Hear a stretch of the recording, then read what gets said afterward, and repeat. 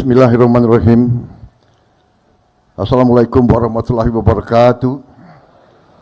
Selamat sore, salam sejahtera bagi kita sekalian. Shalom, salve, Om Swastiastu, Namo Buddhaya, salam kebajikan. Yang saya hormati Wakil Presiden Republik Indonesia ke-6 Jenderal TNI Purnawirawan Tri Sutrisno, yang saya hormati Ketua Persatuan Purnawirawan Angkatan Darat sebagai tuan rumah Mayor Jenderal TNI Purnawirawan Komarudin Simanjuntak,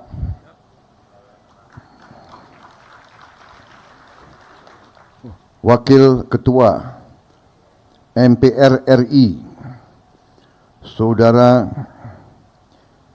Edi Baskoro Yudhoyono, Wakil Ketua BPK RI Letnan Jenderal TNI Purnawirawan Budi Priyono,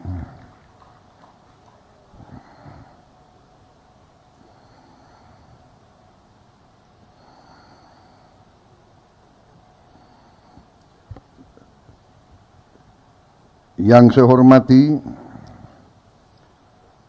Sri Sultan Hamengkubuwono ke-10, Gubernur Daerah Istimewa Yogyakarta, sebagai keluarga besar TNI, para menteri koordinator Kabinet Merah Putih yang hadir, Menko Infrastruktur dan Pembangunan Kewilayahan Saudara Agus Harimurti Yudhoyono,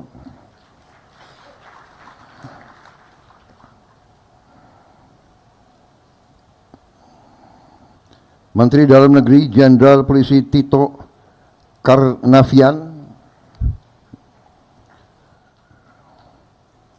Menteri Luar Negeri Saudara Sugiono.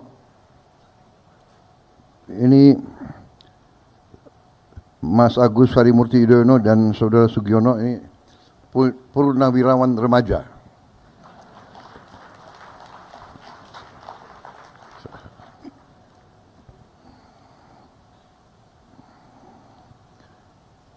Oh, ini ada wartawan, jadi nggak boleh terlalu banyak joke ya. Menteri Pertahanan Letnan Jenderal TNI Purnawirawan Safri Samsudin, Menteri Agama Kiai Haji Profesor Nazaruddin Umar, Menteri Transmigrasi Saudara Iftitah Sulaiman, Menteri Perencanaan Pembangunan Nasional Saudara Rahmat Pambudi, Ketua Dewan Ekonomi Nasional Jenderal TNI Purnawirawan Luhut Binsar Panjaitan, Menteri Sekretaris Negara Saudara Prasetyo Hadi, Sekretaris Kabinet RI Letnan Kolonel Infanteri Teddy Indra Wijaya, belum purnawirawan, Kepala Badan Intelijen Negara Letnan Jenderal TNI Purnawirawan M. Herindra, Panglima TNI Jenderal TNI Agus Subianto, beserta para Kepala Staf Angkatan Darat, Laut, dan Udara, Kapolri Jenderal Polisi Listio Sigit Prabowo, Penasehat Khusus Presiden Bidang Politik dan Keamanan Jenderal TNI Purnawirawan Wiranto, Penasehat Khusus Presiden Bidang Pertahanan Nasional Jenderal TNI Purnawirawan Dudung Abdurrahman, Kepala Staf Presiden RI Letnan Jenderal TNI Purnawirawan AM Putranto, dan para Purnawirawan bintang 4 yang hadir, Jenderal TNI Purnawirawan Hendro Priyono, Jenderal TNI Purnawirawan Agung Gumilar, Jenderal TNI Agustadi Sasongko Purnomo, Jenderal TNI Endiartono Sutarto, Jenderal TNI Muldoko, Jenderal TNI Purnawirawan Budiman, Jenderal TNI Purnawirawan Mulyono, Jenderal TNI Purnawirawan Andika Perkasa,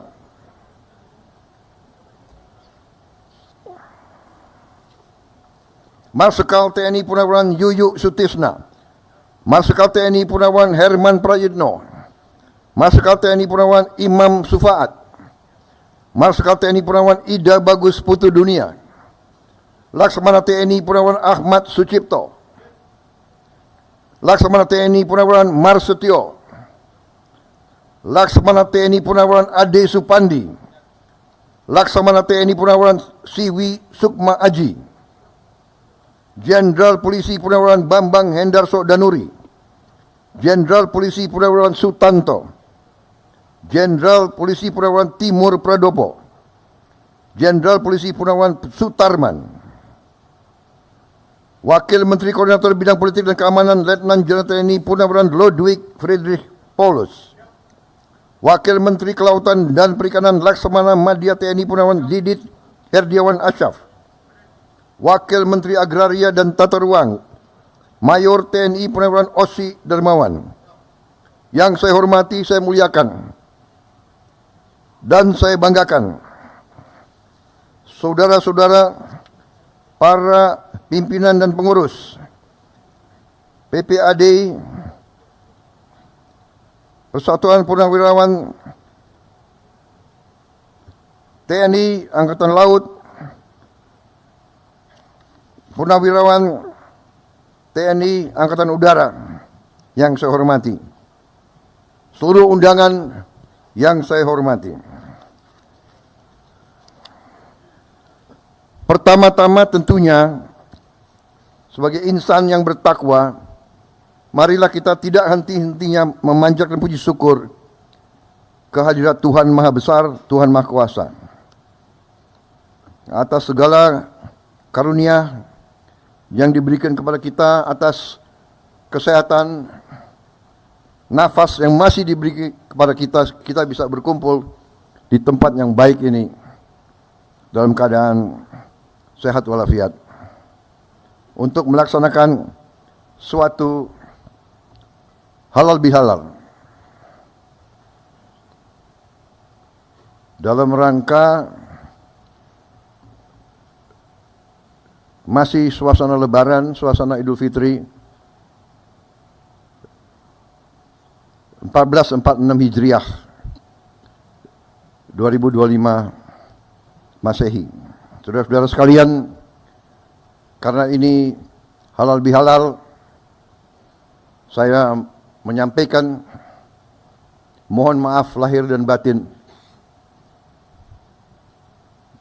dan semoga kita menghadapi tahun yang akan datang, kita diberi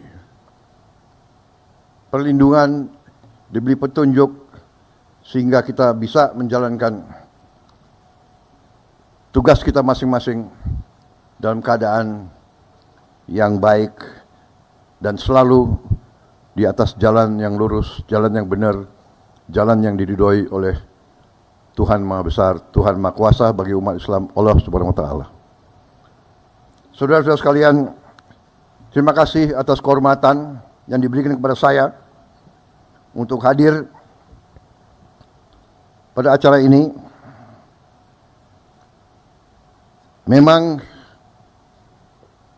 terus terang aja saya minta maaf, saya jarang hadir acara-acara semacam ini karena mungkin kebetulan jadwal dan waktunya tidak tepat. Tapi alhamdulillah beberapa hari yang lalu datang pimpinan PPAD menyampaikan undangan dan saya lihat saya bisa hadir, sehingga bagi saya ini suatu kehormatan.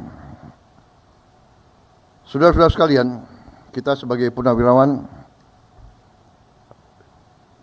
diajarkan dari sejak kita muda sebagai prajurit.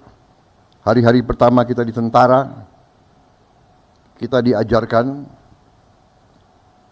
bahwa begitu kita menjadi prajurit,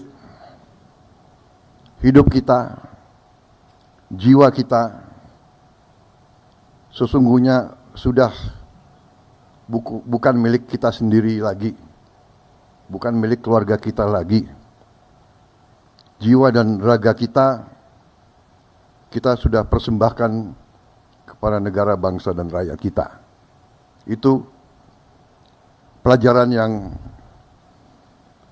melekat di hati saya sebagai prajurit muda. Kemudian, terus terang saja saya merasa beruntung, saya dan kawan-kawan saya merasa beruntung. Kami sempat digembleng langsung. Kami sempat merasakan kepemimpinan langsung dari Angkatan 45.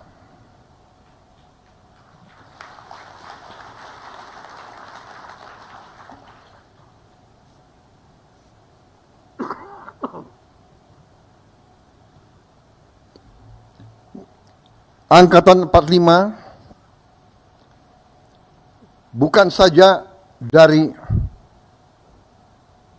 tentara, bukan saja dari polisi, tapi harus dikatakan bahwa Angkatan 45 adalah generasi yang memimpin perebutan kemerdekaan kita. Mereka yang di kelompok bersenjata dan mereka yang tidak bersenjata tapi sama-sama berjuang. Angkatan ini memiliki ciri khas yang ciri yang sangat khas. Saya kira mereka-mereka yang merasakan hubungan langsung dengan Angkatan 45 akan membenarkan pendapat saya. Banyak yang merasakan langsung, saya kira Pak Tri, Sri Sultan, ayahanda dari Sri Sultan, seorang pejuang, seorang jenderal TNI menghadapi Belanda di Yogyakarta. Banyak di antara kita pasti pernah mengalami itu. Tapi yang saya rasakan adalah yang pertama, patriotisme yang berkobar-kobar, cinta tanah air yang luar biasa, dan kepercayaan diri. Percaya diri karena mereka merupakan bagian dari suatu generasi yang berhadapan dengan negara-negara adikuasa. Waktu itu Jepang adalah adikuasa, Inggris adikuasa, Belanda pada zamannya adalah adikuasa, the Dutch Empire. Sebelum British Empire, the Dutch Empire sangat-sangat kuat. Generasi 45 adalah generasi yang merasa bahwa penerus dari perjuangan ratusan tahun dari semua suku, semua daerah, yang menyatakan bahwa bangsa Indonesia tidak mau dijajah. Bangsa Indonesia tidak mau jadi bangsa kuli. Bangsa Indonesia tidak mau jadi bangsa pesuruh. Bangsa Indonesia tidak mau jadi bangsa yang kerdil, bangsa yang miskin. Angkatan 45 berani mengambil sikap padahal negara belum punya anggaran, belum punya administrasi, belum punya organisasi. Senjata direbut, kadang-kadang mengangkat dirinya pada saat orang tidak berani. Mereka di usia muda berani tampil. Panglima Besar Sudirman menjadi panglima besar pada usia 29 tahun. Ignatius Slamet Riyadi menjadi komandan brigade pada usia 22 tahun. Saudara-saudara, mereka muda-muda berani dan banyak yang mati waktu muda-muda. Di keluarga saya, dari sejak kecil selalu dibawa ke makam. Ini makam pamanmu. Gugur di Tangerang pada usia 21 tahun. Ini pamanmu yang lain. Gugur di Tangerang sebagai kadet umur 16 tahun. Jadi bangsa ini berdiri di atas darah, keringat dan air mata anak-anak muda, air matanya ibu-ibu. Saudara-saudara, kita merasakan, kita digembleng oleh mereka. Itu yang tersisa di hati kita, saya yakin. Yang jelas di hati saya. Saya, saudara-saudara,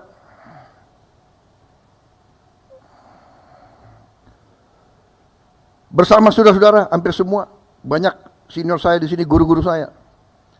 Waktu kita muda, kita siap segala-galanya kita berikan kepada negara dan bangsa. Jiwa dan raga kita tidak punya apa-apa. Letnan, kapten, mayor. Saudara-saudara, jadi saudara-saudara, kesempatan ini saya sampaikan. Karena kalau tujuan halal bihalal, sesudah saya mohon maaf lahir batin sebetulnya selesai. Kan begitu.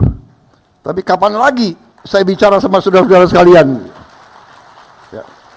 Saya sampaikan ini karena sesudah kita berjuang, sesudah kita memberi semua masa muda kita kepada negara, kita lihat, loh, negara saya ini yang dibangun oleh darah, keringat, air mata,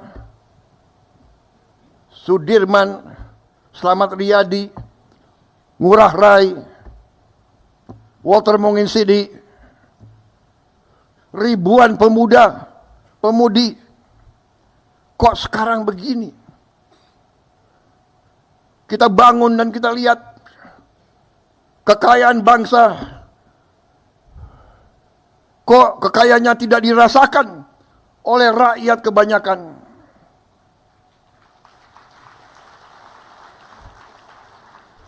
Kok senior-senior saya banyak yang begitu pensiun, hidupnya susah, rumahnya masih kontrak.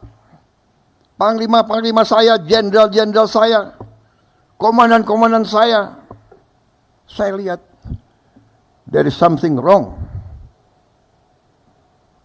Kita lihat, kita mau take off, dihajar. Tiap kali kita mau maju, dihajar. Kerusuhan, perang saudara, pemberontakan, suku lawan suku, agama lawan agama, gak jelas. Tapi kita sebagai jenderal, kita sebagai prajurit, kita lama-lama kita belajar. Oh, rupanya ini kita ini dari ratusan tahun di Veda et Impera, di Veda et Impera, di Veda et Impera, kita selalu dipecah belah, dipecah belah, dan dipecah belah. Dan karena kita dipecah belah, tidak ada, maaf, harus saya katakan, terjadi suatu kelengahan di mana elit kita kadang-kadang lupa dengan rancang bangun perjuangan pendiri-pendiri bangsa kita. Saudara-saudara kita, saudara-saudara sekalian, suatu kehebatan Angkatan 45 yang kita akui. Bung Karno dan generasi-generasi itu memberi kepada kita Pancasila dan Undang-Undang Dasar 1945. Dan itu selalu menjadi pegangan kita, seolah-olah Sabta Marga ada Pancasila, ada Undang-Undang 45. Sumpah Prajurit ada. Setiap produk selalu ada Undang-Undang Dasar 45 Pancasila. Tapi maaf, saya katakan banyak di antara elit yang tidak memahami atau tidak mau memahami atau pura-pura tidak mau lihat arti dari pasal-pasal penting dalam Undang-Undang 45. Dan karena itulah kita melihat bahwa kekayaan kita selama puluhan tahun mengalir ke luar negeri. Kekayaan kita tidak tinggal di Republik kita. Ini sumber masalah. Dan karena inilah saya terjun ke medan politik. Saya terjun ke medan politik karena Angkatan 45 mengajarkan kepada saya dan kepada kalian semua bahwa kita harus menyelamatkan bangsa dan rakyat dan tanah air kita. Dan mereka mengajarkan kepada kita semangat tidak mengenal menyerah. Saya tidak rela kekayaan bangsa kita tidak dinikmati oleh rakyat Indonesia. Saya tidak rela. Dan karena itu saya terjun ke politik. Kita TNI selalu dituduh bahwa kita mau jadi diktator. Selalu dituduh. Padahal saya ingatkan ke banyak tokoh-tokoh situ. Coba buka sejarah dunia, ya. Tunjukkan contoh di mana ada sebuah tentara yang mundur dari politik, dari kekuasaan. Kita mundur dengan rela. Reformasi itu, saudara-saudara, yang mensukseskan reformasi itu adalah tokoh-tokoh TNI dan Polri. ABRI. Kita harus mengatakan apa yang benar. Dan maaf, sekarang kalau disurvei rakyat Indonesia, mana institusi yang paling Anda percaya? Tanya rakyat, yang teratas adalah TNI, tentara. Silakan. Bukan kita yang bikin survei. Ini survei internasional. Jadi saudara-saudara, yang ingin saya sampaikan, bahwa TNI karena sifatnya, karena semangatnya, karena kita diseleksi, direkrut, yang masuk biasanya adalah mereka-mereka yang patriotik. Jadi, begitu pensiun, begitu kita keluar dari tentara, rasa cinta tanah air, rasa tanggung jawab, rasa ingin berbakti, rasa ingin menyelamatkan bangsa dan negara masih kuat. Dan karena itu senior-senior TNI ada yang terjun ke politik. Pak Edi Sudrajat, Pak Tri bikin partai. Pak SBY bikin partai. Pak Wiranto bikin partai. Saya bikin partai. Kita kenapa? Karena kita ingin berbakti. Karena kita pada ujungnya kita mengakui kedaulatan rakyat. kita tunduk kepada kedaulatan rakyat. Karena itu kita mau berkuasa dengan meminta mandat dari rakyat. Meminta mandat dari rakyat. Kita tidak mau, TNI tidak mau berkuasa dengan senjata. Pak Harto tidak mau berkuasa dengan senjata. Beliau tampil karena ada vakum, karena ada krisis. Janganlah kita mau kutak-kutik kebenaran. Janganlah kita mau kutak-kutik sejarah. Kita patriot, kita kesatria. Katakanlah yang benar itu benar dan yang salah itu salah.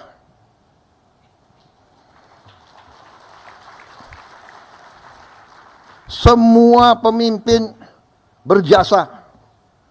Saya di sini, saya bisa maju, saya bisa punya keyakinan bahwa kita akan banyak hasil karena landasan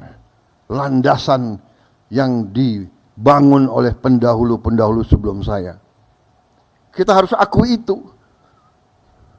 Nggak mungkin kita membangun dalam 5 tahun, dalam 10 tahun. Tidak ada negara yang dibangun dalam 10 tahun. Tapi apa yang dilahirkan oleh presiden-presiden kita, dan tidak hanya presiden, membangun bangsa itu tidak hanya 1-2 orang. Jadi saudara-saudara, apa yang saya ingin sampaikan? Saya ingin sampaikan bahwa kita sebagai punawirawan dari segi kedinasan benar kita sudah menyerahkan kepada generasi selanjutnya. Tapi sebagai patriot, sebagai warga negara, kalau kita masih punya kemampuan, kalau kita masih punya semangat, kalau kita masih punya sesuatu yang bisa kita sumbangkan kepada negara dan bangsa, ya kita harus menyumbang apa yang kita bisa sumbangkan. Karena itu saudara-saudara, kita hargai semua sikap, semua pendapat, tapi tentunya kita harus belajar dari sejarah. Kita harus lihat kenyataan. Lihat kenyataan yang sedang berlaku. Bahwa di dunia ini sekarang ya, hanya yang kuat yang survive. Ini fakta dan kenyataan. Negara-negara yang tidak kuat punah. Kenapa dia punah? Dia tidak mampu bertahan.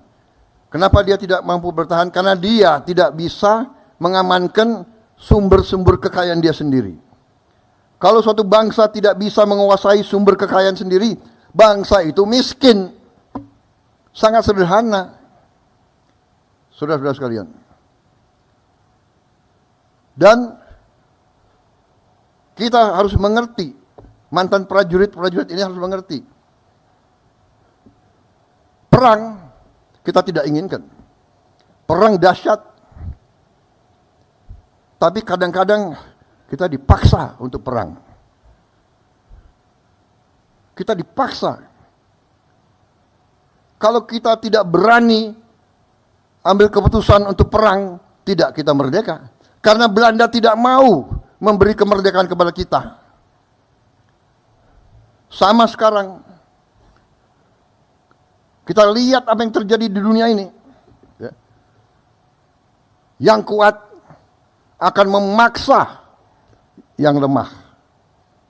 Karena itu saudara-saudara, saya sampaikan di mana-mana, kita harus sadar bahwa Indonesia selalu akan diganggu dan sedang diganggu.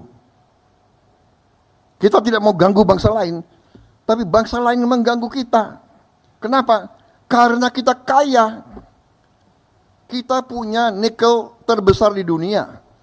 Kita punya boksit ke-6 terbesar di dunia. Kelapa sawit kita terbesar di dunia. Jangan kita anggap enteng kelapa sawit. Kelapa sawit sekarang sudah menjadi komoditas kritis, strategis. Setiap saya kemana, negara-negara mana, mereka minta, yang mulia, tolong kelapa sawit Indonesia kalau bisa prioritas kepada kami. Mesir, Pakistan, India, bahkan Eropa. Ternyata dari kelapa sawit ada 65 atau 67 produk. Di antaranya kita bisa bikin BBM dari kelapa sawit. Negara kita sesungguhnya tidak perlu import BBM sama sekali dari manapun. Dan kita harus tahu, kita import BBM hampir 40 miliar dolar satu tahun. Padahal kita sebenarnya tidak perlu import. Dan saya dalam pemerintahan yang saya pimpin, saya bertekad bahwa Indonesia dalam 5 tahun akan datang harus swasembada BBM, harus swasembada energi. Dan nanti ada yang bertanya, apa bisa? Gitu. Harus bisa. Nah ini semangat yang ditanamkan oleh Angkatan 45, semangat tidak mengenal menyerah, harus bisa. Merdeka atau mati. Berdiri di atas kaki kita sendiri. Kita tidak mau jadi kacungnya bangsa lain. Kalau yang mau silakan, saya tidak mau.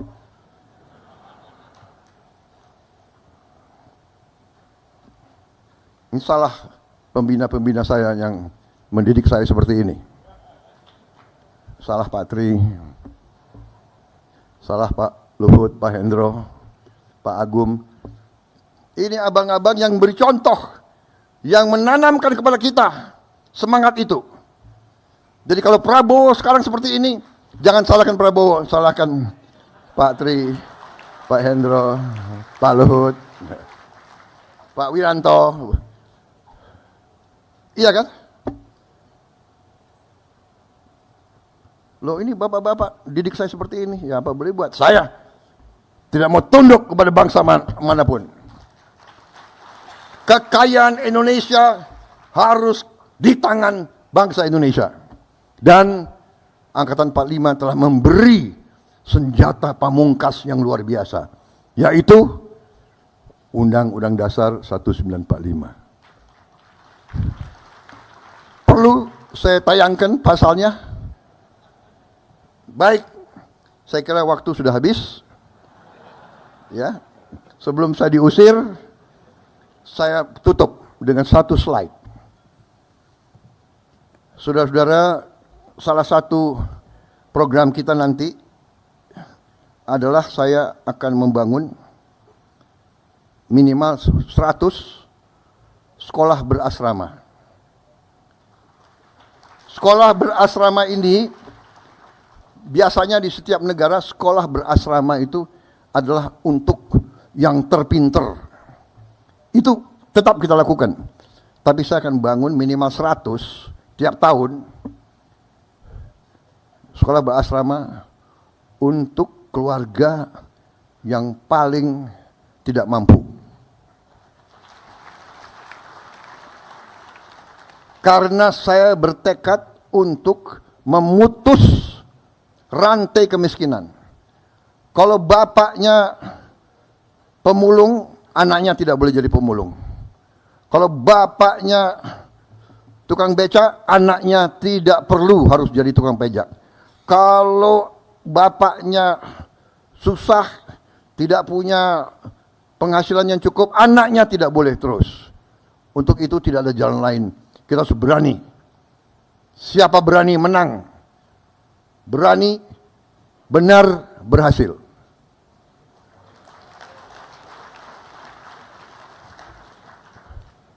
Berani dulu, baru benar. Setelah berani benar, baru berhasil. Harus berani dulu. Ya. Kalau nggak berani, kita nggak bisa dapat apa-apa. Jadi, ini konsepnya sedang dikerjakan. Insya Allah bulan Juli kita buka mungkin 53-55 kampus pertama.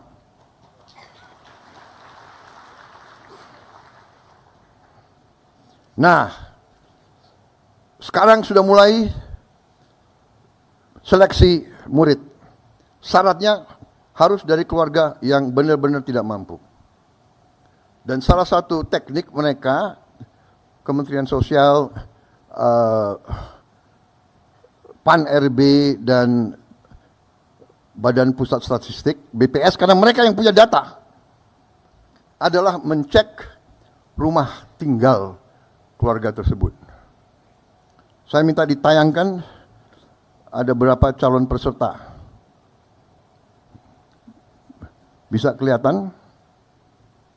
Jadi ini, saudara-saudara, kalau Anda perhatikan, ini profil calon yang akan masuk jadi peserta didik.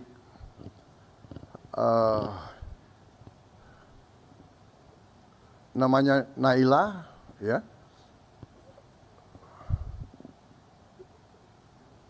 Orang tuanya penghasilannya kurang dari 1 juta, padahal jumlah tabungannya 5 orang. Itu rumahnya. Itu rumahnya di kanan. Yang menarik bagi saya, rumahnya seperti ini, Naila masih bisa senyum.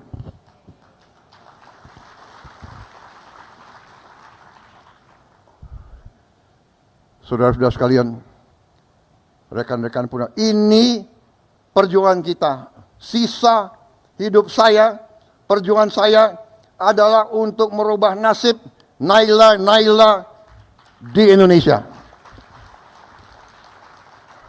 Kalau ada yang tanya apa mungkin?